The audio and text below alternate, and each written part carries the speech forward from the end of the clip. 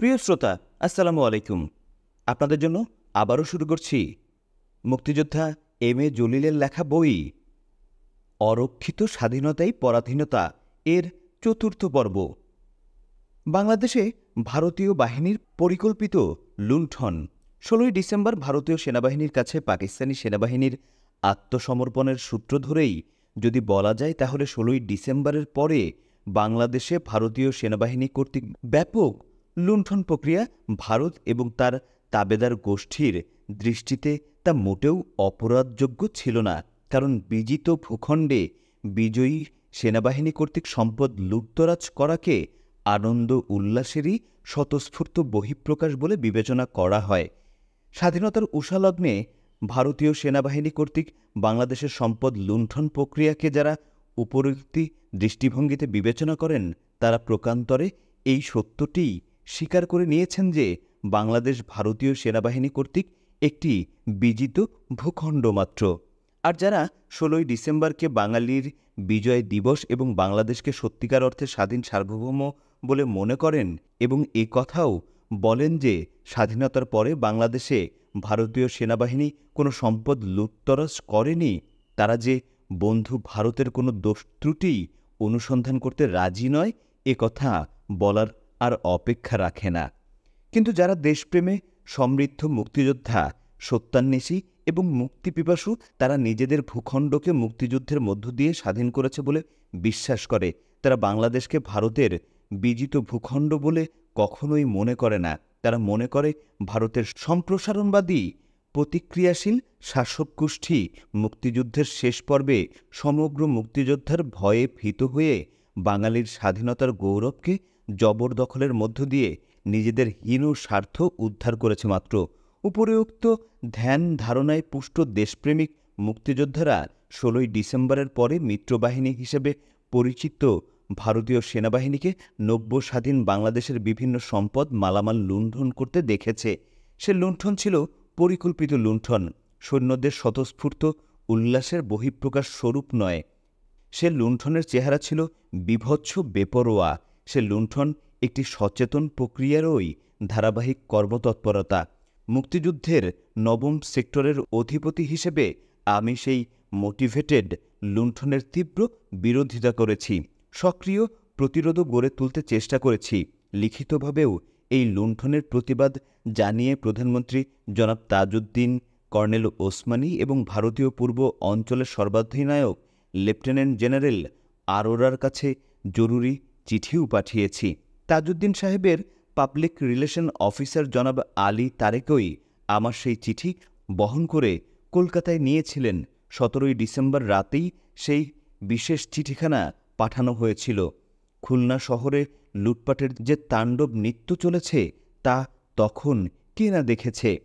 ভারতীয় সেনাবাহিনী কর্তৃক সেই লুটপাটের খবর চারদিক থেকে আসা শুরু করে।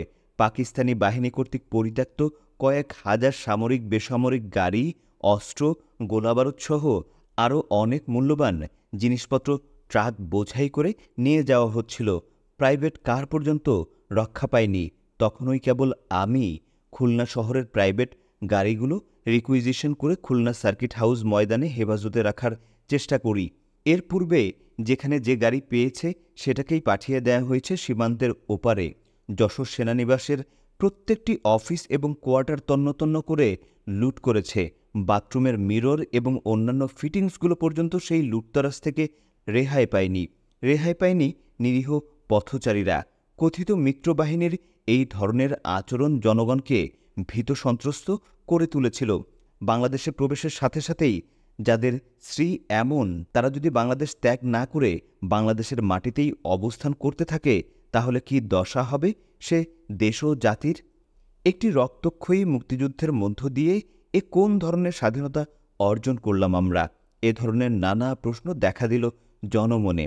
আমি জনগণ থেকে যেহেতু মোটেও বিচ্ছিন্ন ছিলাম না, সুতরাং ভারতীয় সেনাবাহিনীর আচরণে আমি বিক্ষুব্ধই হয়ে উঠিনি, বরং তাদের বিরুদ্ধে বিদ্রোহ ঘোষণা করার পর্যায়ে চলে গেলাম।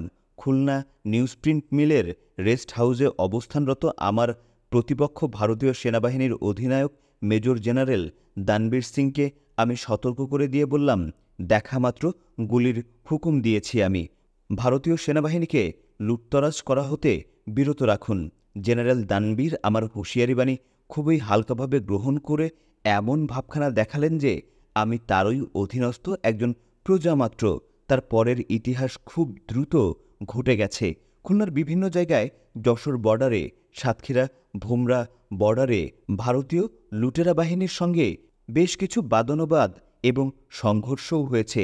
ভারতীয় বাহিনীর এ ধরনের আচরণ সম্পর্কে সতর্ক করে দেওয়ার জন্য আমি ২১শে ডিসেম্বর তারিখ রাত্রে একটি স্টিমার যোগে বরিশাল যাওয়ার উদ্যোগ গ্রহণ করি। খুলনা পরিত্যাগ করতে হলে নাকি ভারতীয় সেনাবাহিনী কমান্ডের হুকুম নিতে হবে, এ কথা শোনার পরে ভারতের আসল মতলবখানা আমার কাছে পরিষ্কার হয়ে উঠল। আমি সেক্টর কমান্ডার হিসাবে ভারতীয় নির্দেশ মেনে চলতে মোটেও বাধ্য ছিলাম না। পাকিস্তানি সেনাবাহিনীর ব্যূহ ভেঙে দেশ মুক্ত করলাম ভারতীয় সেনাবাহিনীর নির্দেশ মেনে চলার জন্য নয়। একটি মুক্তিপিপাসু জাতির ভাবাবেগ অনুধাবন করতে ভারতীয় কর্তৃপক্ষ কেবল চরমভাবে ব্যর্থই হয়নি, বরং অনুধাবন করার সামান্যতম ধৈর্যও প্রদর্শন করেনি তারা। অন্য কথায়, তারা কোনো কিছুই তোয়াক্কা করেনি। সংগ্রামী বাংলাদেশ নয়, ভারত যেন একটা মগের মূল্য জয় করেছে বলে মনে হলো আমার কাছে। সে যাই হোক, ভারতীয় কর্তৃপক্ষের বাধা নিষেধের উপেক্ষা করেই আমি দলবলসহ ইনভেস্টিগেশন জাহাজটিতে চড়ে ২০শে ডিসেম্বর বরিশাল অভিমুখে রওনা দেই। বরিশাল, পিরোজপুর, ভোলা, পটুয়াখালী ইত্যাদি জায়গাগুলোতে জনসভার আয়োজন করা হয় এবং জনগণকে ভারতীয় বাহিনীর আচরণ সম্পর্কে সতর্ক করে দেই। আওয়ামী লীগ, ছাত্রলীগের যৌথ আয়োজনেই সেই জনসভাগুলো অনুষ্ঠিত হয়। ভারতীয় সেনাবাহিনী কর্তৃক সিদ্ধান্ত নিয়েছিল অবিলম্বে মুক্তিযোদ্ধাদের নিরস্ত্র করবে এবং সকল অস্ত্র জমা করে সীমান্তের ওপারে নিয়ে যাওয়া হবে। ভারতীয় বাহিনীর এই ষড়যন্ত্রের বিরুদ্ধেও আমি জনসভাগুলোতে সোচ্চার হয়ে উঠলাম। আমার পরিষ্কার নির্দেশ ছিল, পশ্চিম পাকিস্তানে বন্দী স্বাধীন বাংলার স্থপতি, জনগণের প্রাণপ্রিয় নেতা শেখ মুজিবুর রহমানকে মুক্ত না করা পর্যন্ত বাঙালি জনগণের মুক্তিযুদ্ধ চলতে থাকবে। শেখ মুজিবের হস্তেই কেবল মুক্তিযোদ্ধারা তাদের অস্ত্র সমর্পণ করে দেবে। আমার এই মহান আহ্বান এবং নির্দেশ মুক্তিযোদ্ধা এবং জনগণের মনে ব্যাপক উদ্দীপনার জন্ম দেয়। বাংলাদেশে অবস্থিত ভারতীয় গোয়েন্দা বাহিনী এবং কট্টর ভারত সমর্থক গোষ্ঠী আমার চেতনা এবং অনুভূতির তাৎপর্য সঠিকভাবে বুঝে উঠতে সক্ষম তো হয়নি, বরং ভুল বুঝেছে। এখানে একটা বিষয় সকলেরই পরিষ্কার হওয়া প্রয়োজন, এবং তা হচ্ছে স্বাধীনতার সেই উষা লগ্নে বিধ্বস্ত বাংলাদেশের সম্পদ রক্ষা করার যে আগ্রহ এবং বাসনা আমরা প্রদর্শন করেছি, তা ছিল আমাদের জাতীয় সম্পদ রক্ষা করার স্বার্থেই কেবল, ভারত বিরোধী হয়ে ওঠার জন্য নয়। জাতীয় সম্পদ রক্ষার চেষ্টা কেবল নিঃস্বার্থ দেশপ্রেমেরই লক্ষণ, কারো বিরুদ্ধে শত্রুতা সৃষ্টি করার ষড়যন্ত্র মোটেও নয়। বন্ধু ভারত এখানে হিসেবে ভুল করেছে, আর তাই দেশপ্রেমের পুরস্কার হিসেবে আমাকে যশোর থেকে অ্যাম্বুশ করে, অর্থাৎ গোপনে ওত পেতে থেকে ভারত বাংলাদেশ যৌথ বাহিনীর সশস্ত্র উদ্যোগে গ্রেপ্তার করে। আমার সাধের স্বাধীন বাংলায় আমিই হলাম প্রথম রাজবন্দী। ৩১শে ডিসেম্বর বেলা ১০টা সাড়ে ১০টায় আক্রমণকারী বাহিনীর হাতে বন্দী হয়ে বাংলাদেশের স্বাধীনতার আসল রূপের প্রথম দৃশ্য দেখলাম আমি। ভারতীয় সেনাবাহিনীর মদদে বাংলাদেশ স্বাধীন করার অর্থ এবং তাৎপর্য বুঝে উঠতে আমার তখন আর ১ মিনিটও বিলম্ব হয়নি। ১৯৭১ সনের সেই ৩১শে ডিসেম্বর রাত ১২টা ১ মিনিটের কথা আমি কোনো দিনও ভুলতে পারবো না। যশোর সেনা ছাউনির অফিসার কোয়ার্টারের একটি নির্জন বাড়িতে আমাকে সকাল ১১টায় বন্দি করা হয়। বাড়ি না, যেন হানাবাড়ি। ঘুটঘুটে অন্ধকার, আশেপাশে বেশ কিছু নরকঙ্কাল পড়ে আছে। ঘরের ভেতর মানুষের রক্তের দাগ, কোনো ধর্ষিতা বোনের এলোমেলো ছেঁড়া চুল, বাইরে কাকশকুন শিয়াল একযোগে ব্যস্ত। ভেতরে মশারা কামান দাগিয়ে আছে। বাথরুমে পানি নেই। ডিসেম্বরের ভিজে শীতে বাইরের সেন্ট্রির বুটের কটমট আওয়াজ। সারাদিন গেল, খাওয়া বা খাবার পানি পর্যন্ত এলো না। ৫ রুম বিশিষ্ট বাড়িটির রুমে রুমে যেন কান্না আর হাহাকার।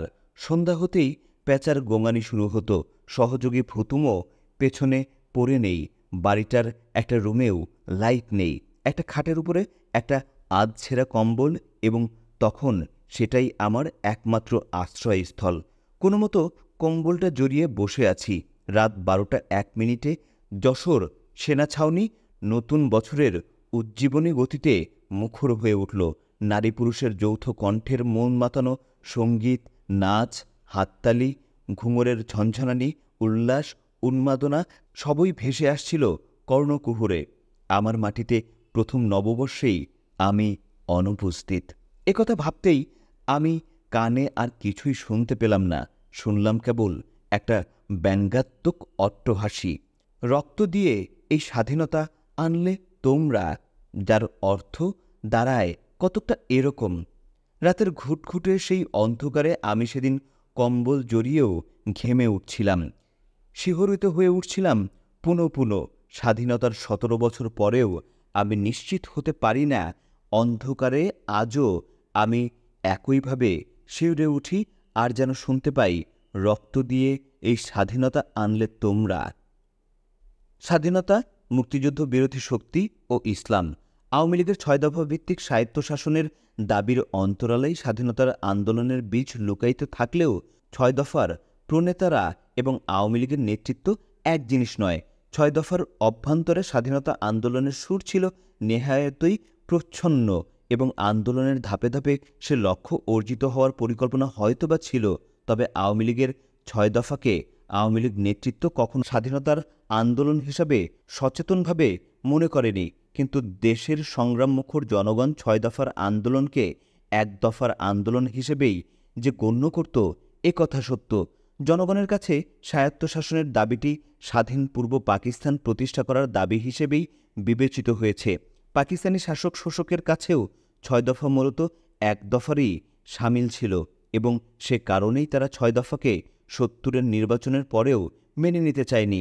এটা কিন্তু শাসক গোষ্ঠীর নিছক অনীহাই ছিল না, এটাই ছিল তাদের চূড়ান্ত সিদ্ধান্ত, যার সুস্পষ্ট বহিঃপ্রকাশ ঘটে ৭০-এর সেই ভয়াল ২৫শে মার্চ রাত্রে। মরহুম জননেতা জনাব আব্দুল হামিদ খান ভাসানী পাকিস্তানি শাসক গোষ্ঠীর ষড়যন্ত্র আগেভাগেই উপলব্ধি করতে সক্ষম হয়েছিলেন বলেই ১লা মার্চ তারিখেই তার পল্টন ময়দানে জনসভায় জনগণের কাছে এক দফা ঘোষণা করেছিলেন। সেই জনসভায় বীর বাঙালি অস্ত্র ধরো, বাংলাদেশ স্বাধীন করো, এই স্লোগানটি প্রাধান্য লাভ করেছিল।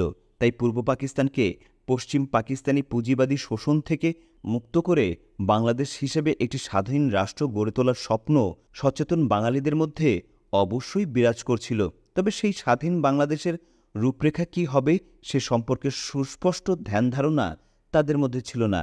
জনাব সিরাজুল আলম খানের নেতৃত্বে পরিচালিত বাংলাদেশ ছাত্রলীগের সচেতন ক্ষুদ্র একটি অংশবিশেষ বামপন্থী সংগঠনসমূহের চিন্তা চেতনায় পূর্ব পাকিস্তানকে একটি স্বাধীন সমাজতান্ত্রিক বাংলাদেশ হিসেবে প্রতিষ্ঠা করার লক্ষ্যে স্থির ছিল, সে কথা আমি পূর্বেই উল্লেখ করেছি।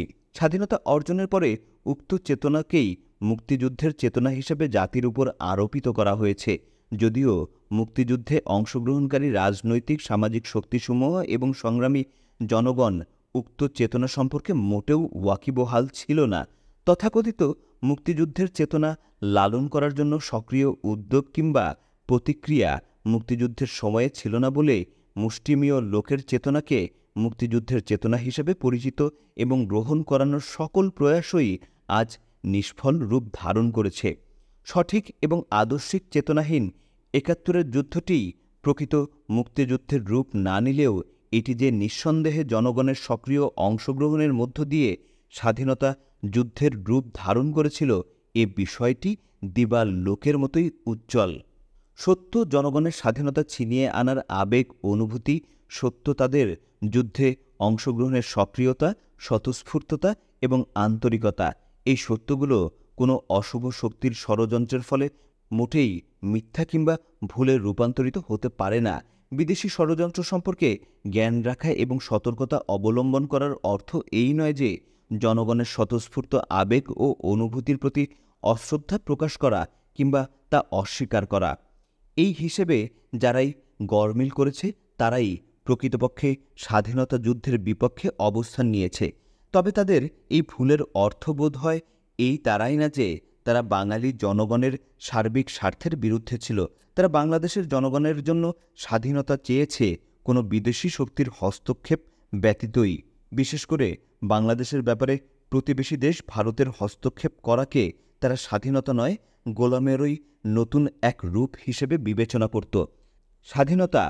স্বাধীনতা যুদ্ধবিরোধী বলে যারা পরিচিত তারা সকলেই কমবেশি ভারত বিরোধী হিসেবেই অধিক পরিচিত। এদের ভারত বিদ্বেষী মনোভাব কোনো নতুন উপাদান নয়। ভারত বিভক্তির অনেক পূর্ব থেকেই অল ইন্ডিয়া কংগ্রেস, মুসলিম লীগ এর মধ্যকার তীব্র দ্বন্দ্বের কারণেই এই বিদ্বেষের বীজ অঙ্কুরিত হতে থাকে।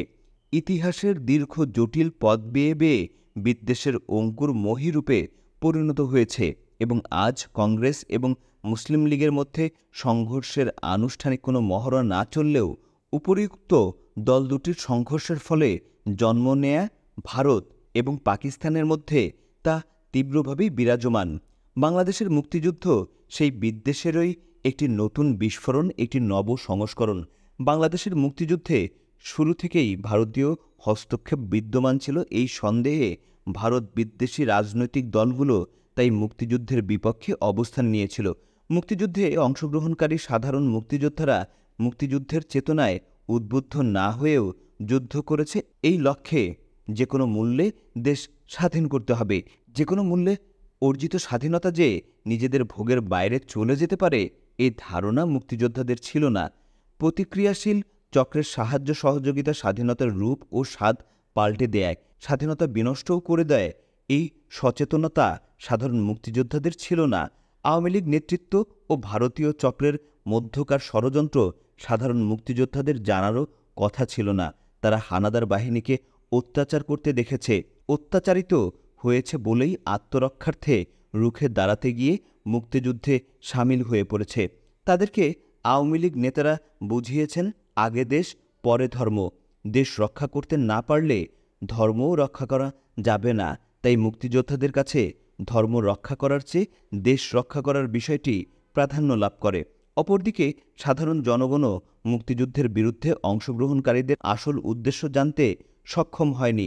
তাদের বোঝানো হয়েছে মুক্তিযুদ্ধের নাম করেই ভারত প্রকৃতপক্ষে বাংলাদেশকে দখল করে নিতে চায়। মুক্তিযুদ্ধ ভারতেরই একটি গভীর ষড়যন্ত্র মাত্র। ভারত দেশ দখল করে নিলে বাংলাদেশের মাটি থেকে ইসলাম নিশ্চিহ্ন হয়ে যাবে। ধর্মই যদি না থাকে তাহলে দেশ দিয়ে কি হবে? কাফির হয়ে কাফিরদের অধীনে বেঁচে থাকার চেয়ে ইমানের সাথে লড়াই করে মুসলমান হিসাবে শাহাদত বরণ করা অধিক শ্রেয়। সুতরাং মুক্তিযুদ্ধের বিরুদ্ধে রাজাকার, আলবদর এবং আল শামস হিসাবে অংশগ্রহণকারী সাধারণ যোদ্ধারা দেশ স্বাধীন করার তুলনায় ধর্ম রক্ষা করার বিষয়টিকে প্রাধান্য দিয়েছে। তারা এ কথা হয়তো বুঝত না যে নির্যাতনকারীদের পক্ষে যুদ্ধ করে শান্তি ও সাম্যের ধর্ম ইসলামকে টিকিয়ে রাখা যাবে না। পুঁজিবাদের অধীনে পাকিস্তান টিকে গেলেও পুঁজিবাদের বিষ বাষ্পে ইসলাম বিকৃত ও পঙ্গু রূপ ধারণ করবে। মুক্তিযুদ্ধকে কেন্দ্র করে মুক্তিযুদ্ধের পক্ষের এবং বিপক্ষের সাধারণ যোদ্ধারা উভয় পক্ষের কায়েমি স্বার্থবাদী গোষ্ঠীর কুটো প্রোপাগান্ডার শিকারে পরিণত হয়েছে এবং এরই মাঝে অসহায়ভাবে বলির শিকার হয়েছে শান্তিপ্রিয়, ধর্মভীরু, নিরপেক্ষ জনগোষ্ঠী। উভয় পক্ষেরই সাধারণ যোদ্ধারা সহজ, সরল ও নির্দোষ। মুক্তিযুদ্ধের পক্ষের এবং বিপক্ষের সাধারণ যোদ্ধাদেরকে উপরিউক্ত আলোকেই মুক্তিযুদ্ধের সঠিক মূল্যমান করা এবং তার ভিত্তিতে নিজেদের মধ্যকার বিভ্রান্তির দূরীভূত করার আন্তরিক উদ্যোগ গ্রহণ করতে হবে। দেশ ও জাতির ভারসাম্যপূর্ণ ভবিষ্যৎ রচনা করার স্বার্থেই এ ধরনের উদ্যোগ গ্রহণ করা আশু প্রয়োজন।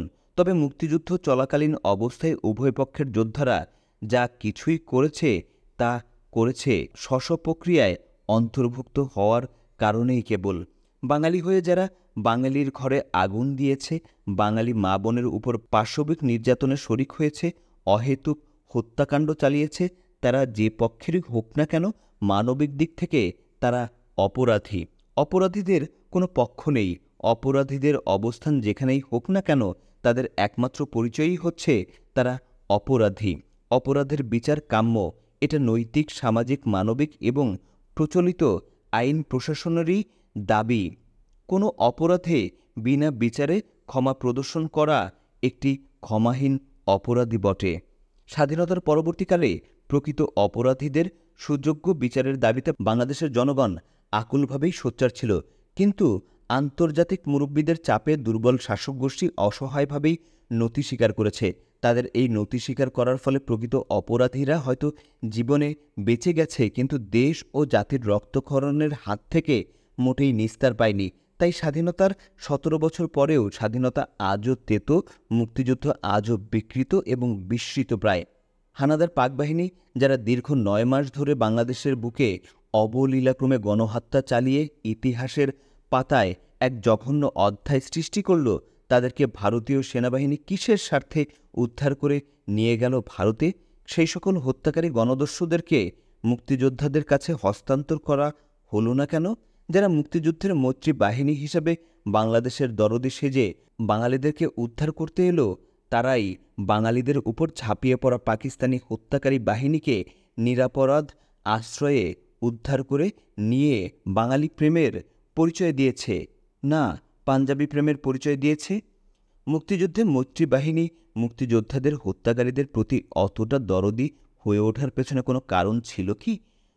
রসুনের গোড়া নাকি এক জায়গায়, এই সকল মার্সিয়ান আর্মির গোড়াও একই জায়গায়, আমেরিকার পেন্টাগনে। সুতরাং মুক্তিযুদ্ধ, স্বাধীনতার যুদ্ধ, পাক ভারত যুদ্ধ ও সকল কিছুই না, লৌকিকতা মাত্র। সংগ্রামমুখর জনগণকে বিভ্রান্ত এবং হতাহত করে আন্তর্জাতিক মুরব্বীদের প্রভাব বলয় ঠিক রাখাই হচ্ছে এ সকল যুদ্ধ খেলার আসল উদ্দেশ্য। তা না হলে মানবতার খাতিরেও আন্তর্জাতিক মহল থেকে বাংলাদেশের গণহত্যাকারী পাকিস্তানি নরপশুদের বিচারের দাবি শোনা যেত। না, তেমন কিছুই হয়নি, হবেও না, যতদিন পর্যন্ত আন্তর্জাতিক মহল অভিশপ্ত সাম্রাজ্যবাদের প্রভাব বলয় থেকে মুক্ত না হবে। নির্যাতিত বাঙালিরাই কেবল বিচারের দাবিতে চিৎকার করেছে, সেই চিৎকার কেউ শোনেনি। বাংলাদেশে সংগঠিত ইতিহাসের একটি নারকীয় গণহত্যা বিনা বিচারেই ধামা পড়ে রইল। অপরাধের প্রধান নায়করাই যেখানে বিনা বিচারে মুক্ত হল, সেক্ষেত্রে প্রধান নায়কদের স্থানীয় সহযোগীর বিরুদ্ধে বিচার বিভাগীয় ব্যবস্থা নেওয়ার অধিকার বাংলাদেশের সরকারের থাকে কি? সাম্রাজ্যবাদ নির্ভরশীল কোনো সরকারই মুক্তিযুদ্ধে সংগঠিত অপরাধের কোনো বিচারই করতে সক্ষম হবে না। তবে মুক্তিযুদ্ধের একজন সেক্টর কমান্ডার হিসেবে আমি মনে করি মুক্তিযুদ্ধ বিরোধী পক্ষের বিরুদ্ধে ঢালাও অভিযোগ আনার চেষ্টা না করে যাদের বিরুদ্ধে নির্দিষ্ট অভিযোগ রয়েছে তাদের অবশ্যই বিচার হওয়া প্রয়োজন।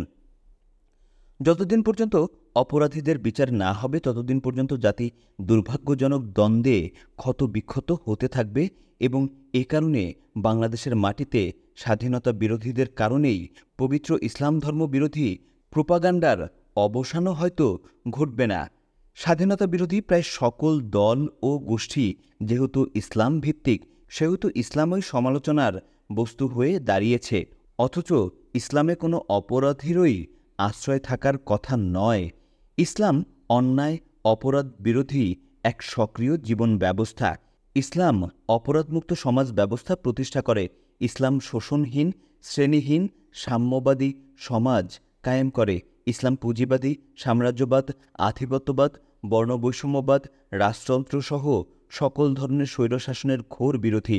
ইসলাম মুক্তি এবং শান্তির এক বিপ্লবী ঘোষণা। স্বাভাবিক কারণেই ইসলাম মুক্তিযুদ্ধ চেতনার পক্ষের শক্তি। মানুষের সার্বিক মুক্তির সংগ্রামে ইসলাম প্রতিবন্ধক তো নয়ই, বরং যুগান্তকারী এক সহায়ক শক্তি। মূল শক্তি বললেও অত্যুক্তি হবে না।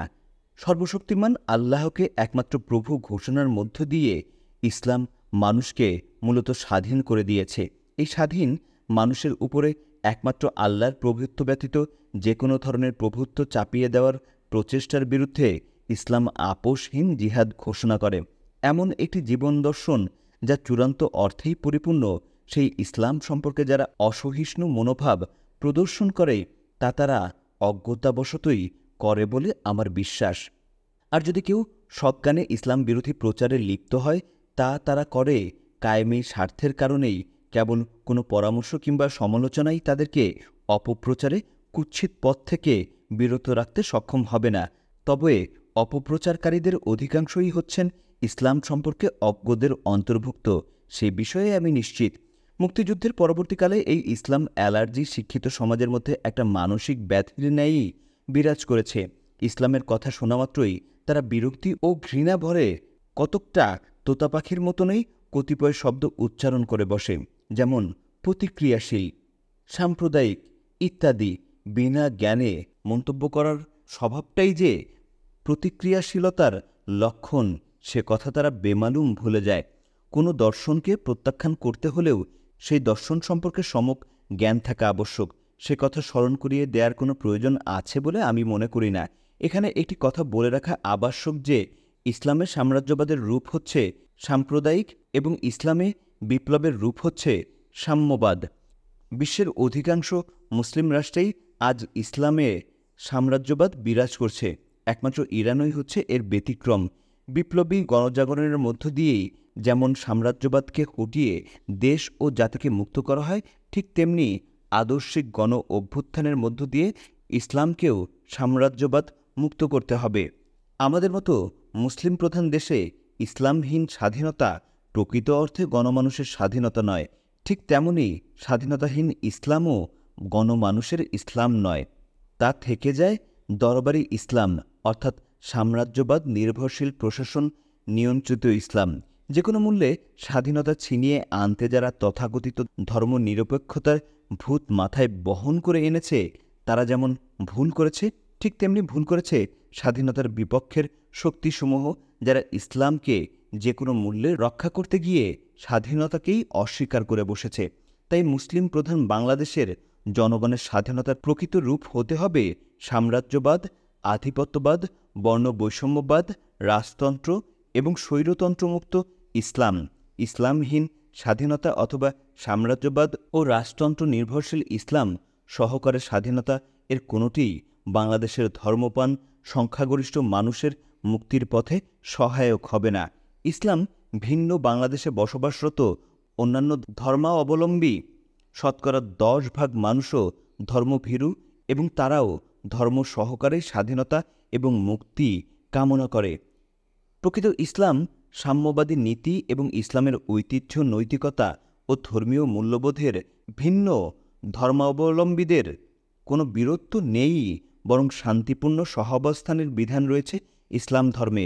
ধর্মনিরপেক্ষতার নামে ধর্মহীনতাকে প্রশ্রয় দান ইসলাম তো করেই না, অন্যান্য ধর্মমতেও তদ্রূপ। বাংলাদেশের মুক্তিযুদ্ধ মানুষের স্বাধীনতা অর্জনের যুদ্ধ ছিল, ধর্মযুদ্ধ ছিল না। সুতরাং যুদ্ধোত্তরকালে ধর্মের প্রতি উষ্ম কিংবা কটাক্ষ করার কোনো যুক্তিই নেই, থাকতেও পারে না। তবুও রয়েছে কেন? আওয়ামী লীগের 4 রাষ্ট্রীয় মূলনীতির উৎস। 1970 সালের নির্বাচন অনুষ্ঠিত হল 6 দফার ভিত্তিতে। এই 6 দফার মধ্যে আওয়ামী লীগ গৃহীত 4টি রাষ্ট্রীয় মূলনীতির একটিরও উল্লেখ ছিল না। তাছাড়া নির্বাচনী ইশতেহারে আওয়ামী লীগ আরও উল্লেখ করেছিল যে তারা ইসলাম ধর্মবিরোধী কোনো আইন কানুনও পাশ করবে না। কিন্তু আওয়ামী লীগ 1972 সনের জানুয়ারিতে ক্ষমতাসীন হওয়ার সাথে সাথেই ইসলামের বিরুদ্ধে অপপ্রচার শুরু করে দেয় এবং গণতন্ত্র, সমাজতন্ত্র, ধর্মনিরপেক্ষতা এবং জাতীয়তাবাদ নামের রাষ্ট্রের 4টি মূলনীতি নির্ধারণ করে, যা পরবর্তীতে 72-এর রাষ্ট্রীয় সংবিধানেও সন্নিবেশিত করা হয়। এই 4টি মূলনীতির মূল উৎস কোথায়?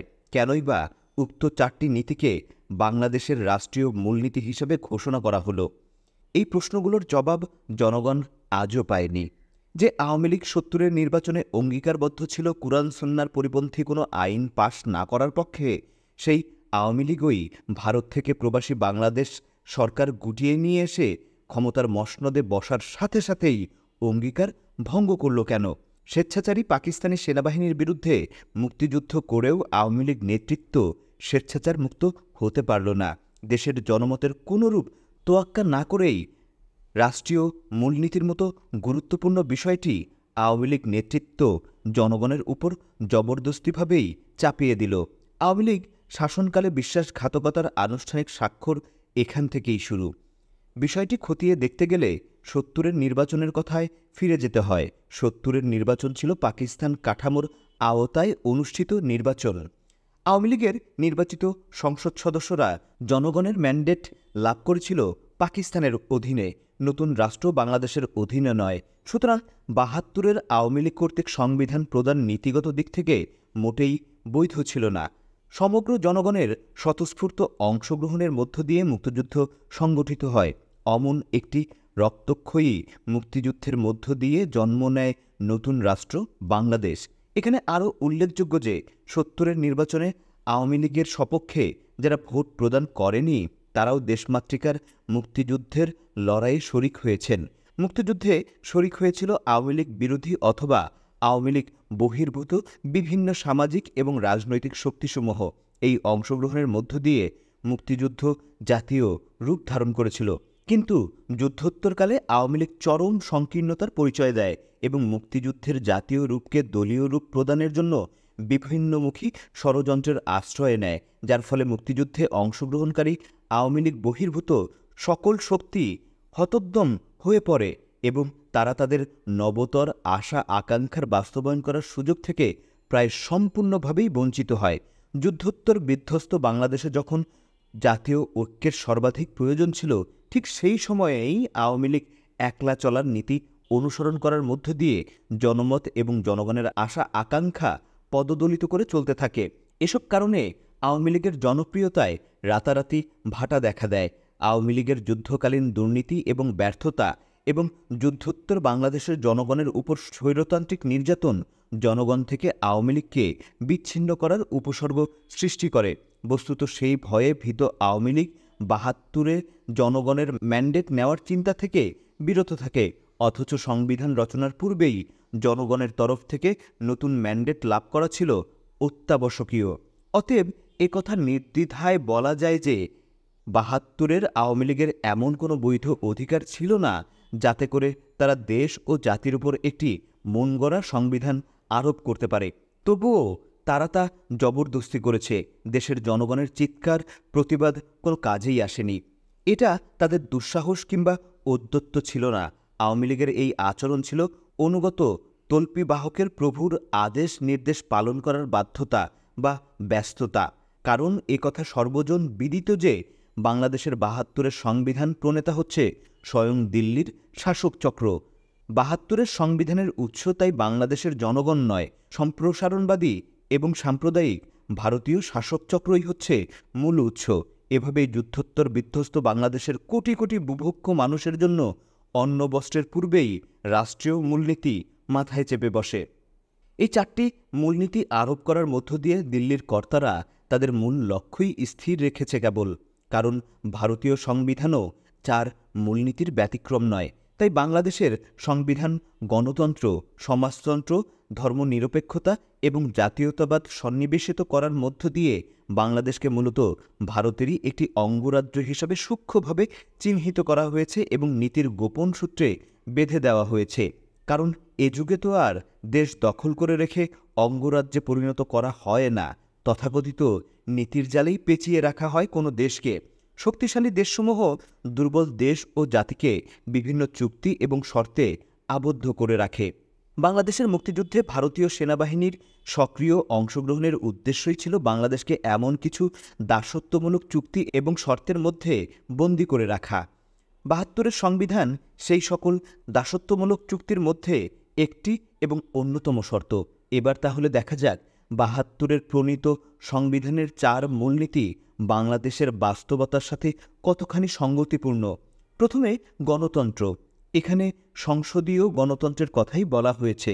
পশ্চিমা ধাঁচের এই সংসদীয় গণতন্ত্র বাংলাদেশের বাস্তবতার মুখে কেবল অচলই নয়, স্বৈরতান্ত্রিকও বটে।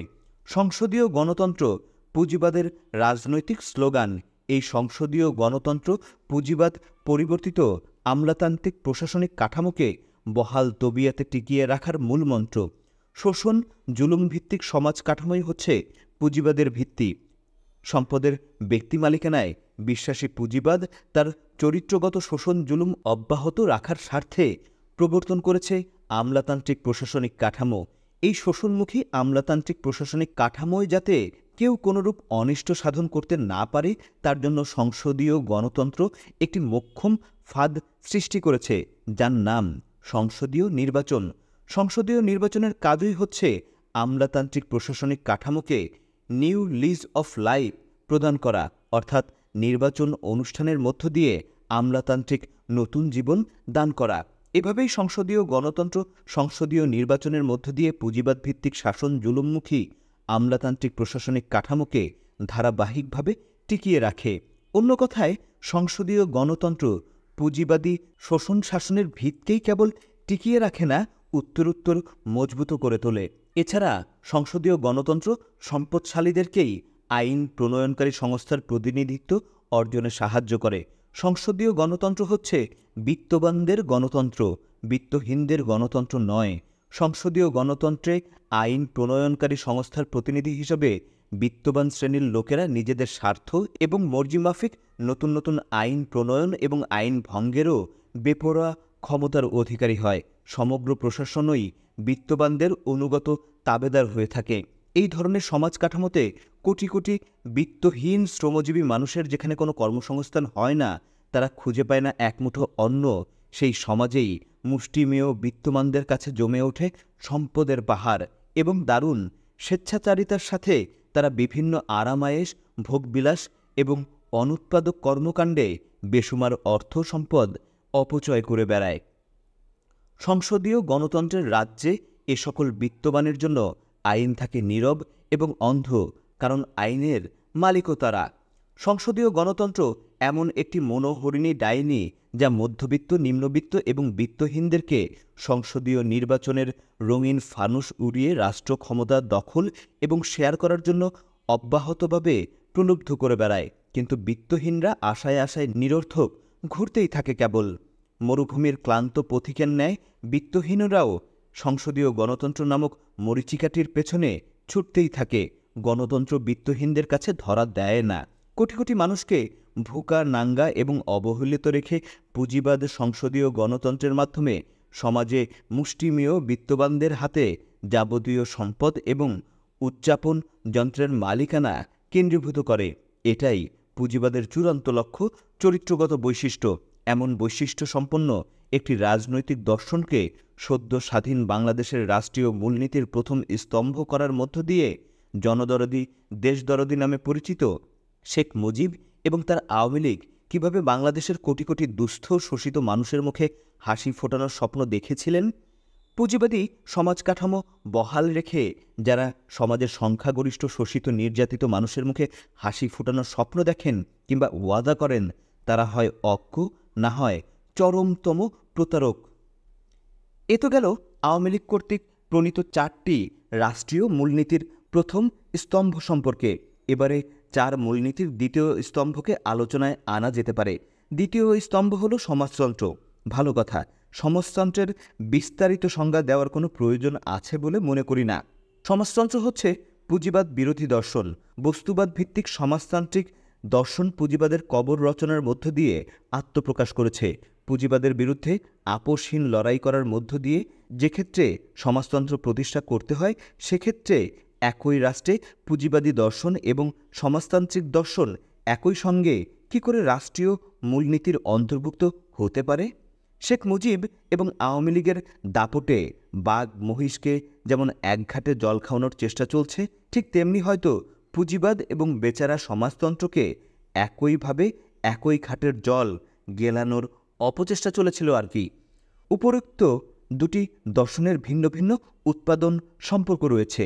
পূর্বেই উল্লেখ করেছি, উৎপাদন যন্ত্রের ব্যক্তি মালিকানা ভিত্তিক সম্পর্কের অধিকারী হচ্ছে পুঁজিবাদ, আর উৎপাদন যন্ত্রের সমষ্টিগত কিংবা রাষ্ট্রীয় মালিকানা ভিত্তিক সম্পদের অধিকারী হচ্ছে সমাজতন্ত্র।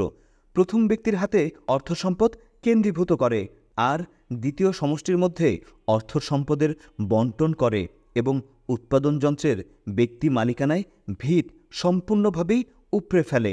সম্পূর্ণ বিপরীতধর্মী এবং বৈরী সম্পর্কের এই দুটি দর্শনকে কোনো ব্যক্তি কিংবা গোষ্ঠী বিশেষের জনপ্রিয়তার দাপটে বাঘে মহিষের মতোই একই ঘাটে জল গিলানো সম্ভবই নয়। কিন্তু কেউ যদি তা সম্ভবে পরিণত করার প্রয়াসও চালায়, তাহলে অবশেষে একই ঘটনার অবতারণা ঘটবে, যা মুজিবকে কেন্দ্র করে ঘটেছে 15ই আগস্ট 1975 সনে। পুঁজিবাদ এবং সমাজতন্ত্রের মধ্যকার সম্পর্ক ঠাট্টা তামাশার সম্পর্ক নয়, সে সম্পর্ক হচ্ছে রক্তক্ষয়ী আপোষহীন সম্পর্ক।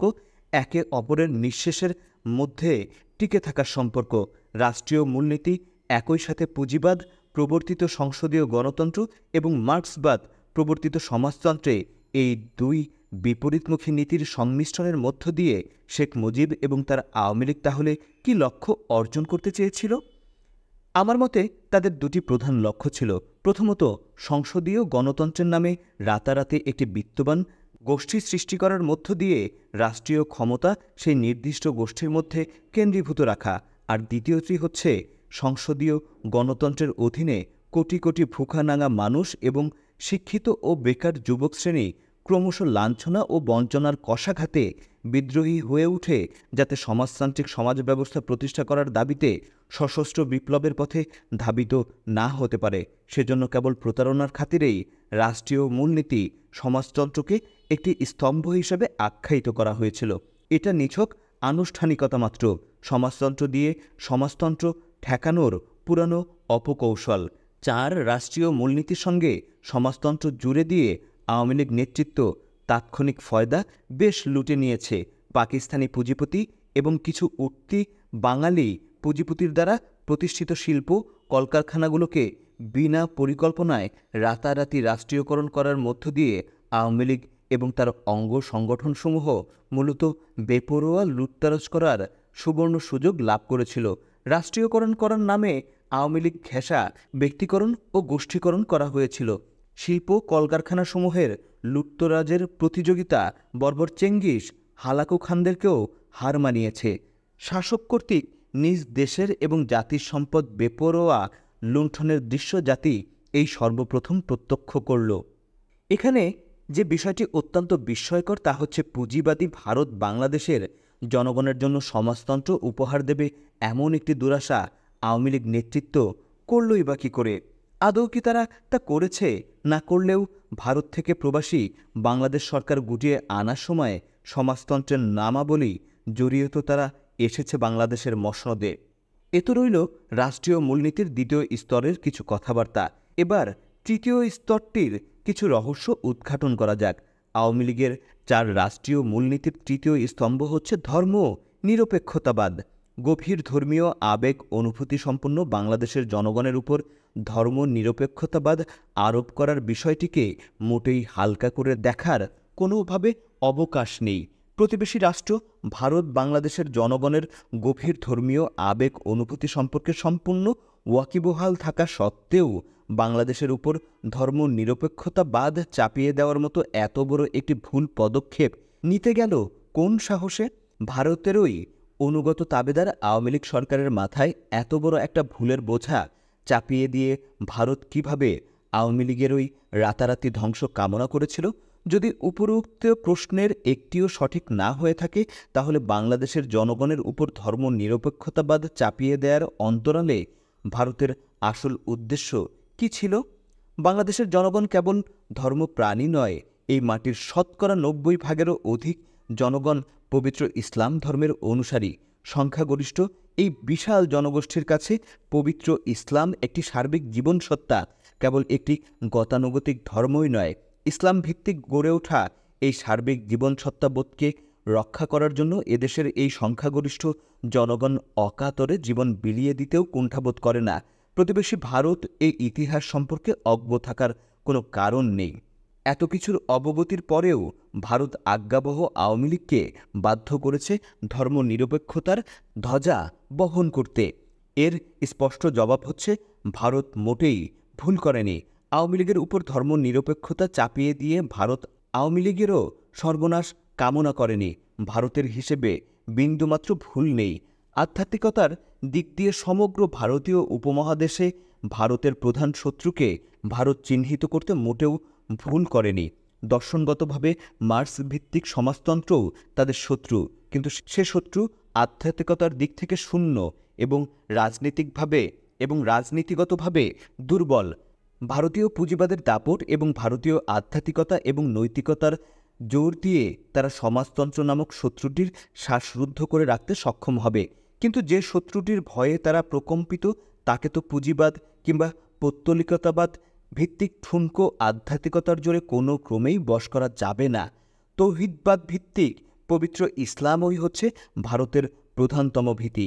ইসলামের ঐতিহ্যবাহী নীতি নৈতিকতা, ধর্মীয় আবেগ অনুভূতি, মূল্যবোধ এবং আশ্চর্যজনকভাবে আধ্যাত্মিকতার সম্মুখে ভারত যে কোনো সময় যে কোনো এক সময় নিরুপায় হতে বাধ্য হবে। সে তত্ত্ব ও রহস্য আমরা অনুভব করতে সক্ষম না হলেও হিন্দু ব্রাহ্মণদের ধারকবাহক ভারতীয় শাসকচক্রের মোটেও অজানা নয়।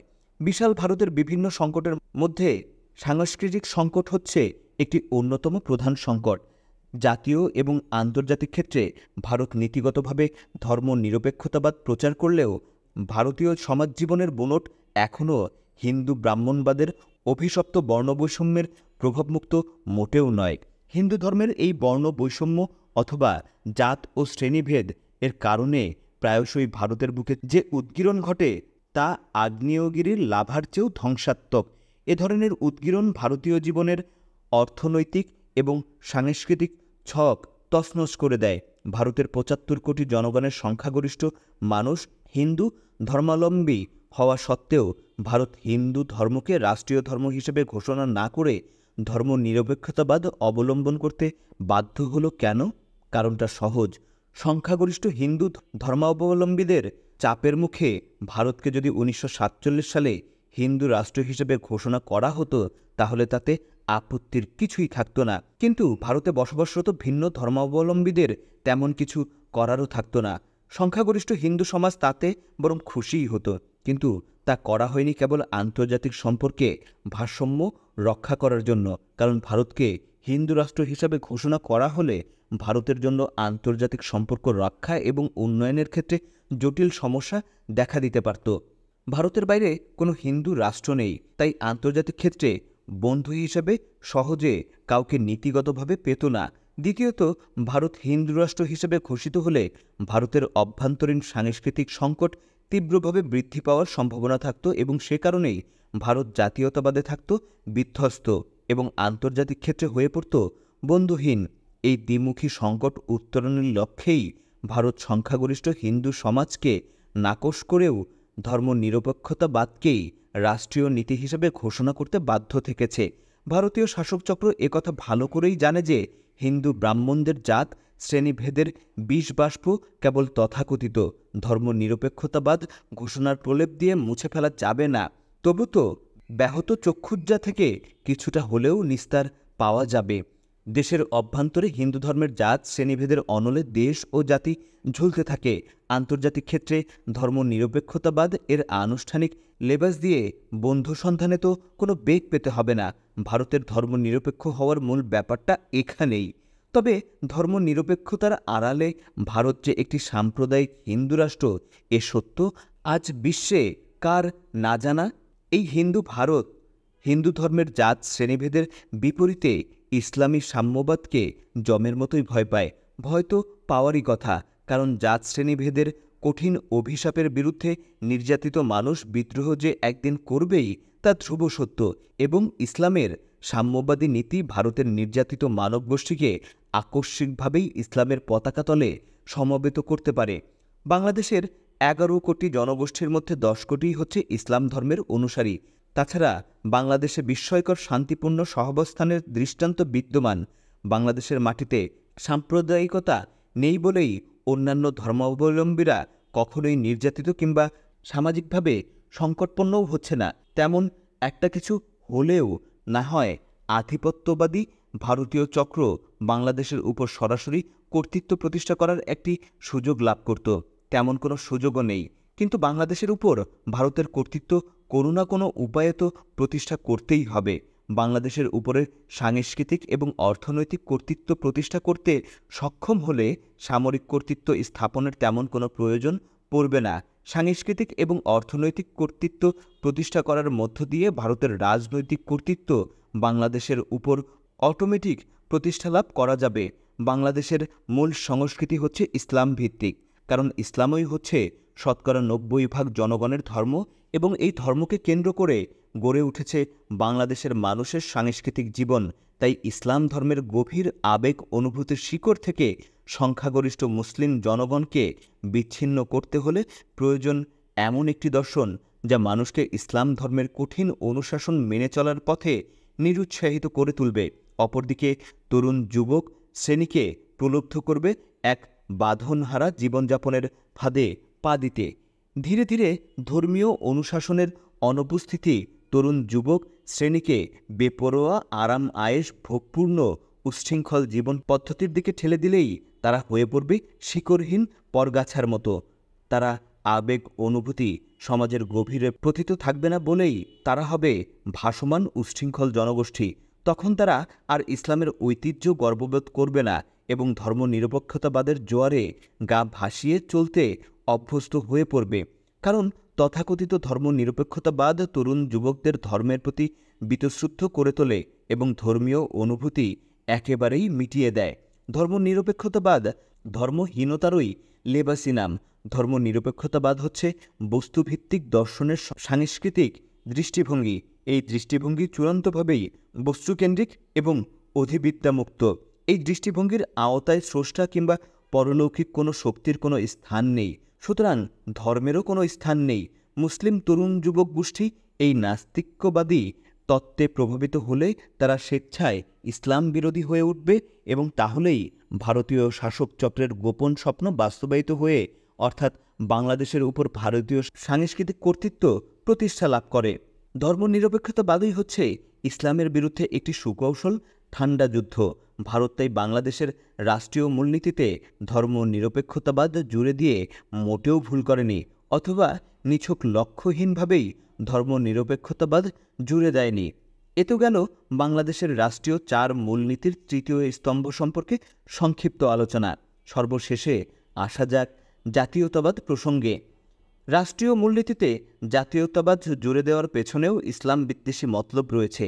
কারণ জাতীয়তাবাদও ধর্মনিরপেক্ষতাবাদের ন্যায়ই জাতিকে ধর্মবিমুখ করে তুলতে সহায়তা এবং ভাষা, কৃষ্টি এবং জাতীয় ঐতিহ্যভিত্তিক মন মানসিকতা গঠন করে।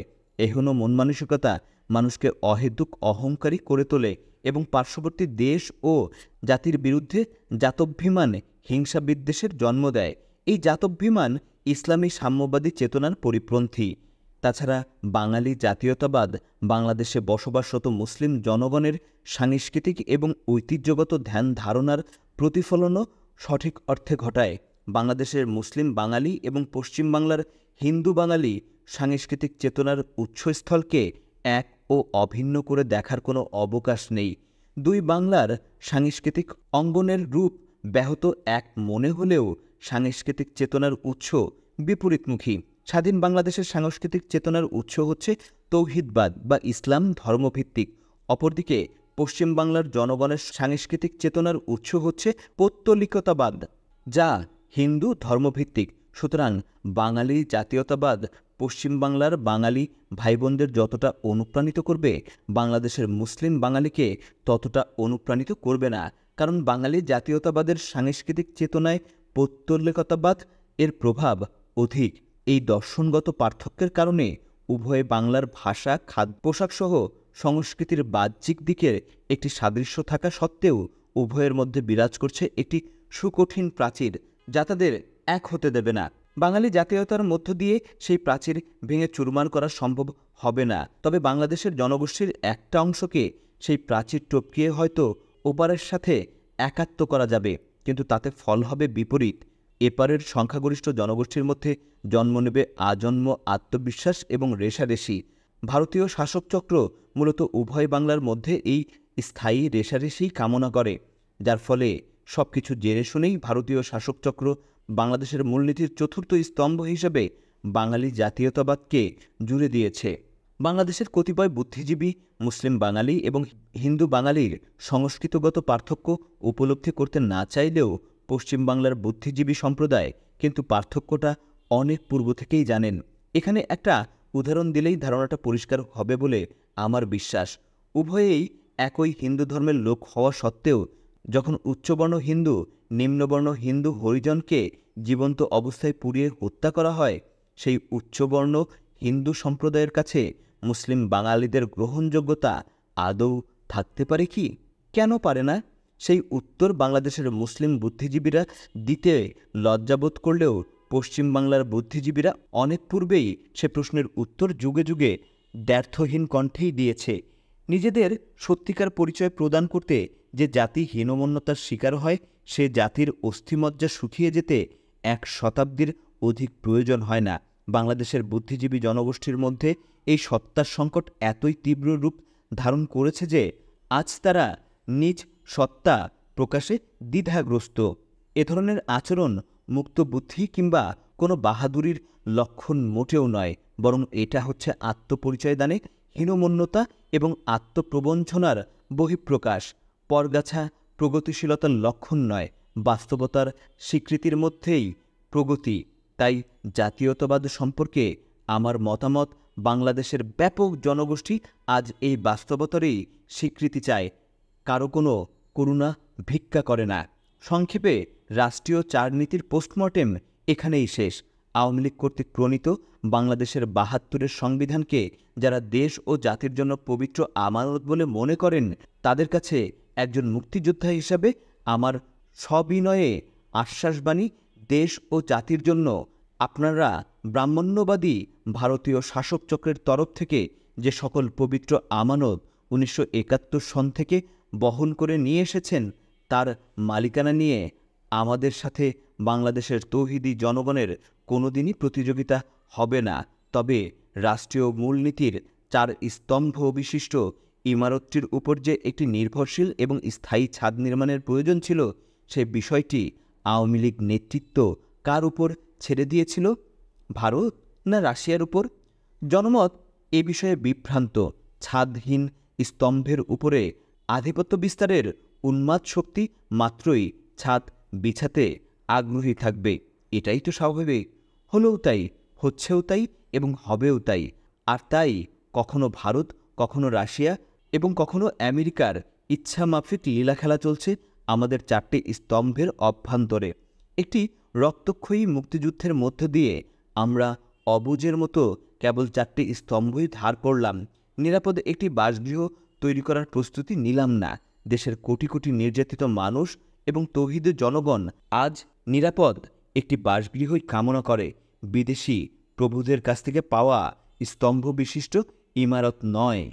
স্বাধীনতা লাভের প্রায় 17 বছর পরেও আমাদের কোনো অভাব তো দূরই হলো না, বরং যতই দিন যাচ্ছে ততই জাতি হিসেবে আমরা মর্যাদাহীন হয়ে পড়ছি, নিস্তেজ হয়ে পড়ছি। বুক ভরা আশার স্বপ্ন আজ রূপান্তরিত হয়েছে গ্লানি এবং হতাশায়। সম্মান, জাতীয়তাবাদ, মর্যাদাবোধ, সামাজিক ও মানবিক মূল্যবোধ, এ সব কিছুই যেন বিধ্বস্ত। এক কথায় বিবেক আজ বিভ্রান্ত। সুবিধাবাদ এবং অযোগ্যতার মহড়ায় গোটা জাতি আজ নীরব, নিশ্চল, অসহায় জিম্মি। প্রিয় শ্রোতা, এই ছিল এম এ জলিলের লেখা বই অরক্ষিত স্বাধীনতাই পরাধীনতা। আজ বইটি এখানেই শেষ হলো। আশা করি আমাদের এই উপস্থাপনা আপনাদের ভালো লেগেছে। আপনারা যদি বাংলাদেশের প্রকৃত ইতিহাস আরও বেশি বেশি করে জানতে চান, তাহলে সাবস্ক্রাইব করে আমাদের চ্যানেলটি সবার সাথে শেয়ার করে দিবেন। তাহলেই আমরা আরও ইতিহাসের এবং মুক্তিযুদ্ধের না বলা কথা বইগুলো মানুষের দোরগোড়ায় পৌঁছে দিয়ে মানুষকে বাংলার ইতিহাসের প্রকৃত রূপ উপস্থাপন করতে সক্ষম হব। আশা করি আপনারা আমাদের সব সময় পাশেই থাকবেন। সবাইকে ধন্যবাদ। আল্লাহ হাফেজ।